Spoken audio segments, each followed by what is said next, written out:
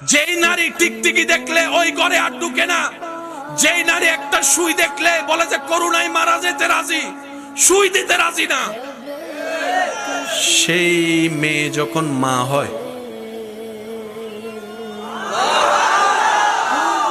যারা সন্তানের বাপ হয়েছেন, সিজারে যাদের সন্তান হয়েছে আপনারা বুঝবেন, পেট কেটে ফেলে পেট। আমি যদি আপনাদেরকে একটু বুঝাতে পারতাম, শুনেন, বমি হওয়া এক রকমের শান্তি, বমি হচ্ছে না শুধু বমির বাপ, মেজাজও ধরে মনও ধরে।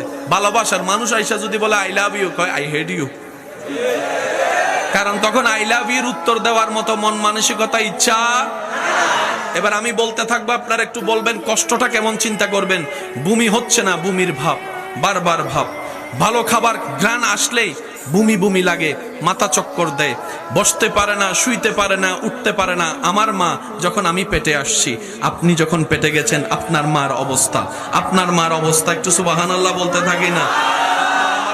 অবস্থা, শুইতে পারে না, বসতে পারে না, দাঁড়াতে পারে না, খাইতে পারে না, গ্রাণ নিতে পারে না। আবার এদিকে সংসারে সব রান্নার কাজ করা লাগছে, কাপড় ধোয়া লাগছে, ঘর মোছা লাগতেছে, পরিষ্কার পরিচ্ছন্ন সব কাজ করা লাগতেছে।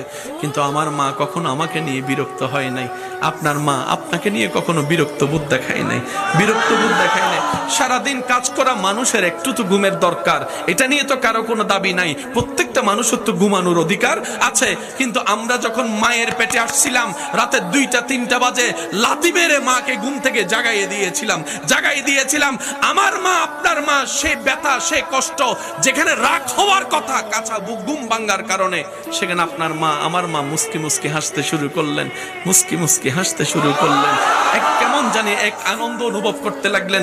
জগৎ জিজ্ঞেস করে, মারে তুই সারাদিন কাজ করে 12টায় ঘুমাতে গেলি, 2টায় তোর চোখ খুলে গেল বাচ্চা লাথি মেরে, তোর কি একটু রাগ লাগে না? বলে স্বাভাবিক সময় হলে রাখতো, কিন্তু আজকে ব্যথাটাও খুব মজার লাগে, লাথিটাও খুব আনন্দের লাগতেছে, মজা লাগতেছে। আমি খাইতে পারি না, মন ভরে অনেক দিন হয়ে গেল, কিন্তু আমার ক্ষুধা লাগে না, আমার দুর্বলতা লাগে না। এবার যখন পেট বড় হয়ে গেল, ভালো করে গোসল করতে পারে না, বাথরুম করতে পারে না, হাঁটতে পারে না, শরীর ভার হয়ে গেল। এর উপরে আবার সংসারের কাজ করা লাগতেছে আমাদের মাদের। কিন্তু মা কখনো বিরক্ত হয় নাই, মা কখনো বিরক্ত হয় নাই। প্রত্যেকটা ব্যথা যেন আনন্দের হয়ে গেল, প্রত্যেকটা কষ্ট যেন সুখের হয়ে গেল। আপনার আমার মা এইরকম কষ্ট সইতে সইতে, এবার মার পেইন ব্যথা যখন উঠলো, হসপিটালে নিয়ে গেল, ডাক্তার চেক আপ করে বলে, না না, এখানে তো বড় ক্রিটিক্যাল সিচুয়েশন দাঁড়িয়েছে। বলে